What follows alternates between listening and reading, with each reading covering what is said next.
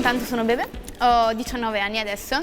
però ho iniziato a fare scherma quando ne avevo 5. Stavo provando pallavolo, io facevo ginnastica artistica, poi stavo provando una lezione di pallavolo e mi stavo annoiando tantissimo e quindi sono uscita, ero uno stabile con 2 palestre, c'erano tutte e 2 le porte aperte, sono uscita, sono andata di corsa in quest'altra sala, in realtà cercando l'uscita ma c'era quest'altra sala e c'erano tutti questi tipo zorri bianchi, io ero poi, mi piaceva un sacco Zorro, quindi tutti questi zorri bianchi mi sono messa là, mi sono seduta per terra a guardare gli altri che tiravano e io mi hanno chiesto di provare e da quella prima lezione basta. Mi sono innamorata, non ho più mollato niente, finché nel 2008, quindi avevo 11 anni, l'età tua giusto? E no, tranquilla, non succede a te.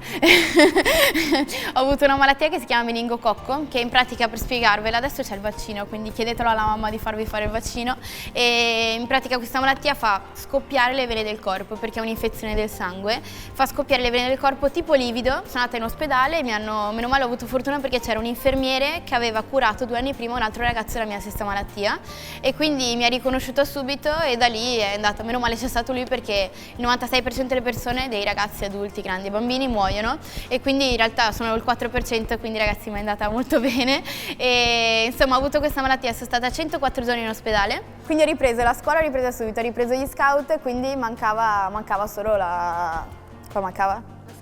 A scherma e quindi lo volevo riprendere assolutamente, ma io non mi ero neanche fatta 2 dubbi, va, senza gambe, senza braccia cosa faccio? E quindi non sapendo come fare ero convintissima di iniziare a farla in piedi, quindi sono stata lì, dai ragazzi partiamo, andiamo, datemi ste gambe, iniziamo a fare scherma e tutto quanto. In realtà mi ha detto no, scherma devi farla in carrozzina adesso. Io no, scherma in carrozzina, è da handicappati, quella roba lì non la voglio fare. In realtà appunto perché non conoscevo il mondo paralimpico, non conoscevo le disabilità, ero appena entrata e quindi da ignorante dicevo handicappati. In realtà è stato, diciamo, una vera figata perché nel momento in cui non sai più fare niente e sei obbligato a rimparare tutto è meglio di quando sei piccolo, perché da piccolo lo fai senza accorgertene, mentre quando sei più grande, quindi 11 anni, sei già grande, e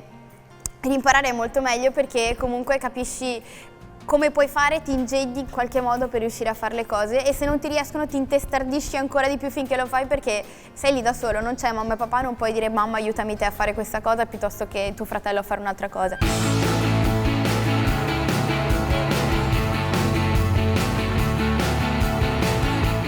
Secondo te la tua malattia ti ha aiutato a diventare la campionessa che sei oggi?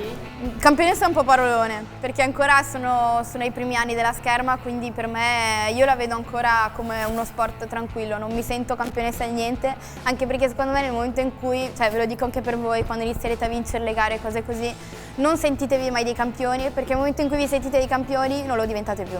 E quindi secondo me quando ti senti campione vuol dire che sai di essere più forte degli altri e se pensi di essere più forte dell'altro vuol dire che stai sottovalutando il tuo avversario e sapete che nella scherma è la cosa peggiore di tutte perché appena dici ah vabbè questo è scarsissimo, lo batto in 2 secondi, quello ti mette 200 punti uno via l'altro e tu ci rimani male, alla fine l'assalto è finito e hai perso. Anche se diventate i campioni del mondo, vincete un'Olimpiade, qualsiasi cosa e siete ancora giovani quindi potete ancora andare avanti a fare sport, se inizia a non piacervi più smettete. E poi se poi vi manca tornate a farlo ovviamente, però siete sempre in tempo per mollare e riprendere qualsiasi cosa. La scherma è uno sport che richiede molto sacrificio, hai mai pensato di smettere? Allora, io in realtà sì, perché proprio nel momento in cui stavo per avere la malattia, quindi a 11 anni, la facevo ormai da tanti anni, l'ho iniziato a 5, quindi già la facevo da 6 anni e sì, ero bravetta, io ero comunque tra le prime 5/10 del ranking da piccola, quindi mi piaceva ed ero forte, però anche lì, quel momento lì, a parte che sei comunque quel periodo che non ti piace niente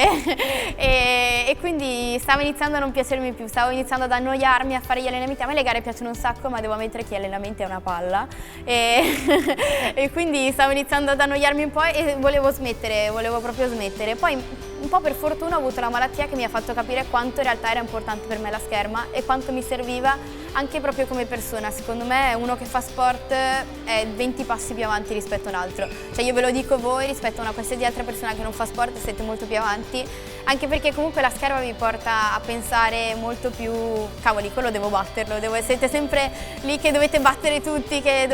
dovete allenarvi perché comunque quando vai anche a un allenamento devi battere qualcuno. Io ogni gara sono lì che piagnucola e mi dicono che sono una femminuccia, però è troppo bello l'emozione, i brividi che vi vengono quando si vince.